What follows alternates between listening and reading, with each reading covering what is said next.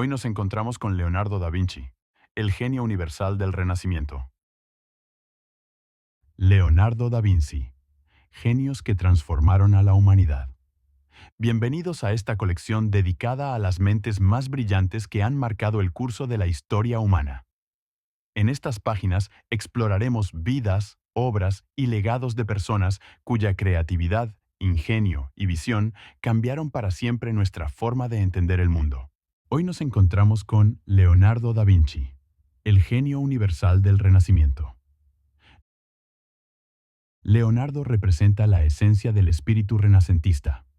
Fue artista, científico, inventor, anatomista, ingeniero y pensador. Encarnó como pocos el ideal del hombre universal, una mente que no separa disciplinas, sino que las conecta.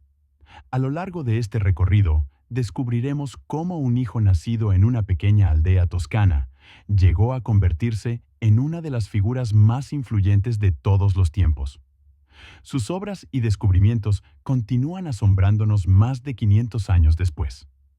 Para comprender su grandeza, debemos situarnos en el contexto que lo vio nacer: el Renacimiento italiano. Entre los siglos XV y XVI, Italia vivió un florecimiento cultural sin precedentes. Arte, ciencia, filosofía y nuevas formas de pensar al ser humano comenzaron a expandirse al mismo tiempo. El humanismo recuperó valores clásicos y puso el foco en el potencial humano. El mecenazgo de familias poderosas, como los Médici, apoyó a artistas y pensadores, y la innovación se volvió una fuerza constante, con nuevas técnicas artísticas y avances científicos naciendo en paralelo. Fue en este ambiente donde Leonardo desarrolló su genio multifacético. El Renacimiento no solo fue su escenario, fue el catalizador que permitió que su mente alcanzara su máximo potencial. Leonardo nació el 15 de abril de 1452, en Vinci, una pequeña aldea de la Toscana. Su llegada estuvo marcada por circunstancias que, en aquella época, podían haber limitado su futuro. Era hijo de Ser Piero da Vinci, un respetado notario florentino, y de Caterina, una joven campesina. A pesar de nacer fuera del matrimonio, Leonardo fue acogido en la casa de su padre. Creció rodeado del paisaje toscano, que más tarde inspiraría fondos y atmósferas de muchas obras: colinas suaves, olivares, viñedos y riachuelos. Desde muy temprano mostró una curiosidad excepcional. Observaba el vuelo de los pájaros, el movimiento del agua, las rocas, las plantas y sus formas. Esa capacidad de observar con atención extrema se convertiría en una de las claves de su genialidad. Su educación fue diferente, y de forma paradójica, eso lo benefició. Por su condición, no pudo seguir la profesión de su padre como notario, un camino reservado a los hijos legítimos. Esa limitación lo liberó del itinerario académico tradicional basado en el latín y los estudios clásicos. Recibió educación básica en lectura, escritura y aritmética, pero dedicó mucho tiempo a explorar la naturaleza y desarrollar habilidades artísticas por cuenta propia. Esa libertad formó en él un enfoque particular: priorizar la experiencia directa y la observación por encima de la autoridad de los textos. Para Leonardo, aprender era mirar, probar, preguntar y registrar. Esa actitud anticipa lo que más tarde conoceríamos como método científico. Cuando tenía alrededor de 14 años, su padre reconoció su talento. Sus dibujos mostraban una habilidad técnica y una sensibilidad muy por encima de lo común. Ser Piero decidió abrirle un camino en el mundo del arte. Llevó algunos dibujos a Florencia, uno de los centros culturales más importantes de Europa, y buscó al maestro Andrea del Verrocchio, un artista prestigioso con un taller que funcionaba como escuela de excelencia. Verrocchio quedó impresionado por la precisión del trazo, las proporciones y la capacidad de captar la esencia de lo representado. Aceptó a Leonardo como aprendiz. Esa decisión marcaría la historia del arte. Florencia era el corazón del Renacimiento. Allí convivían artistas, pensadores y mecenas. Los talleres, o botteghe, eran espacios de aprendizaje, creación y experimentación. En el taller de Verrocchio, Leonardo aprendió técnicas de pintura, escultura, dibujo técnico, perspectiva y también conocimientos de materiales, pigmentos, metales, madera y herramientas. El ambiente fomentaba la práctica rigurosa y la innovación. Una anécdota famosa se relaciona con El bautismo de Cristo, obra atribuida al taller de Verrocchio. Se cuenta que Leonardo pintó uno de los ángeles. Ese ángel, por su naturalismo y delicadeza, destacaba notablemente. La historia dice que Verrocchio, al ver el nivel del aprendiz, quedó tan impactado que decidió no volver a pintar. Aunque la anécdota pueda estar exagerada, el episodio ilustra una verdad. Leonardo ya mostraba una maestría excepcional a una edad temprana. En 1472, Leonardo fue inscrito en el gremio de San Lucas, lo que significaba reconocimiento oficial como maestro. Aún así, siguió vinculado al taller de Verrocchio durante algunos años más, perfeccionando su técnica y participando en proyectos.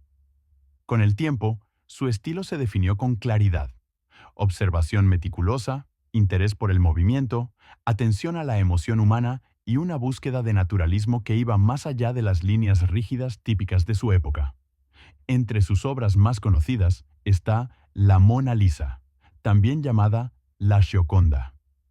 Es quizá el retrato más famoso del mundo. Leonardo comenzó a trabajar en él alrededor de 1503.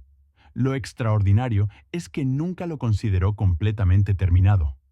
Lo llevó consigo durante años, ajustando detalles, refinando tonos y perfeccionando esa expresión que ha fascinado a generaciones. En la Mona Lisa, Leonardo perfeccionó el esfumato, una técnica basada en capas finísimas de pintura que crean transiciones suaves entre luz y sombra. Gracias a eso, los contornos no son duros y la figura parece viva, envuelta en una atmósfera delicada. La mirada del retrato parece acompañar al espectador desde distintos ángulos. La sonrisa se percibe sutil y cambiante. Y el paisaje del fondo, con sus niveles y caminos, añade profundidad y misterio. La historia del cuadro también es notable. Leonardo lo conservó hasta su muerte en Francia. Luego pasó a la colección real francesa y más tarde al Museo del Louvre. En 1911 fue robado y recuperado en 1913. Ese suceso aumentó aún más su fama. Hoy es una de las obras más visitadas del planeta. Otra obra monumental es La Última Cena, pintada entre 1495 y 1498 en Milán. Leonardo representó el momento en que Jesús anuncia que uno de sus discípulos lo traicionará. En lugar de una escena estática, creó un instante cargado de emoción humana. Los apóstoles reaccionan con sorpresa, duda, indignación o desconcierto. Cada gesto y cada mirada cuentan una historia. La composición coloca a Cristo en el centro, con una armonía geométrica que guía la atención. Para esta obra, Leonardo experimentó con una técnica distinta al fresco tradicional. Pintó sobre yeso seco con una mezcla que le permitía trabajar lentamente y corregir, algo esencial para su perfeccionismo. Sin embargo, esa técnica resultó inestable y la obra se deterioró con rapidez. Aún así, restauraciones posteriores han permitido conservarla y admirarla como uno de los grandes testimonios del Renacimiento. El esfumato fue una de sus grandes contribuciones al arte. Antes de Leonardo, muchos artistas trazaban contornos nítidos. Leonardo observó que, en la naturaleza, los bordes se funden por la atmósfera y la luz. Sus transiciones suaves dieron a las figuras volumen, profundidad y vida. Leonardo también estaba obsesionado con el rostro humano. Sus cuadernos están llenos de estudios de cabezas, expresiones y gestos. Creía que un artista debía representar el movimiento del alma a través de la expresión. Esa profundidad psicológica distingue su obra. Sus contemporáneos a menudo se frustraban por su lentitud. Se decía que podía pasar horas mirando una pintura sin tocar el pincel y luego añadir apenas unas pinceladas. Para él, esas pausas eran parte del trabajo: visualizar, corregir mentalmente, buscar la forma ideal. Además de la pintura, Leonardo fue un investigador incansable. Sus cuadernos reúnen observaciones y dibujos sobre anatomía, hidráulica, óptica, mecánica, botánica, geología y más. Escribía con frecuencia en espejo, de derecha a izquierda. Para muchos, era un modo natural de escribir siendo zurdo y evitando manchar la tinta. En anatomía, su trabajo fue pionero. Diseccionó cadáveres en hospitales de Florencia, Roma y Milán, y realizó dibujos de precisión asombrosa. Estudió músculos, huesos, órganos y también el funcionamiento del corazón. Sus notas muestran una mente que no se conformaba con nombres. Quería comprender cómo se mueve la vida. Entre sus dibujos más icónicos está El hombre de Vitruvio, donde explora proporciones humanas y geometría. La figura aparece inscrita en un círculo y un cuadrado. Es una síntesis de arte, matemáticas y una idea poderosa: el cuerpo humano como medida y espejo del universo. Leonardo soñó con volar. Estudió aves, alas, plumas y corrientes. Diseñó máquinas voladoras, como el ornitóptero y el tornillo aéreo, un concepto que anticipa el principio del helicóptero. También diseñó un paracaídas. Siglos después, se probó un modelo basado en sus dibujos y funcionó de forma estable durante un descenso real. Ese tipo de momentos nos recuerda algo esencial. Leonardo no solo imaginaba, observaba, deducía y proyectaba soluciones con lógica y creatividad. En su época, también trabajó como ingeniero para gobernantes. Diseñó fortificaciones, puentes y máquinas militares. Aunque algunos diseños eran inviables con la tecnología disponible, reflejan su capacidad de pensar en sistemas, mecanismos y estrategias. En hidráulica, estudió el agua como si fuera un lenguaje. Analizó remolinos, corrientes, erosión y propuso proyectos de canales y métodos para controlar inundaciones. Sus observaciones anticiparon ideas que siglos después se formalizarían en la ciencia. Los cuadernos de Leonardo son uno de los tesoros intelectuales más valiosos que existen.